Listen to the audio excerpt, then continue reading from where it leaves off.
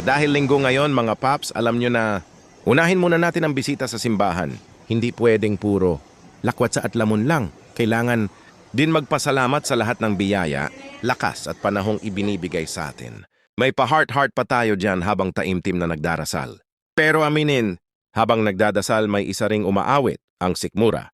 Biglang kumalam, parang may nagmamarcha sa loob. Kaya after spiritual food, physical food naman tayo. Halika na sa Tamuselera kung saan matitikman ang kanilang sikat na ayam, penyat na pag inamoy mo pa lang, mapapapikit ka na sa saya. At syempre, nandito rin tayo sa Nurnada Enterprise. Kumpleto ang tropa, kumpleto ang gutom. Sandali lang ha, nakapaghugas na ba ng kamay ang lahat?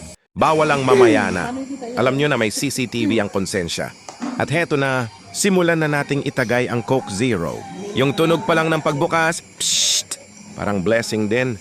Makikita mo ang lahat, tahimik muna. Time ulit.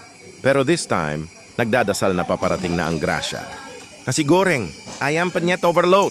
At sa akin, itlog konyelo kasi bakit hindi? Pagdating ng pagkain, biglang nag-iba ang aura. Kanina solemn, ngayon parang may laban sa mesa. Makikita mo ang linamnam sa bawat subo. Yung tipong sasabihin mo, paunti-unti lang ako. Pero maya-maya, uy, wala na. Tao bang mesa? Yung plato mo, malinis pa sa konsensya mo nung bata.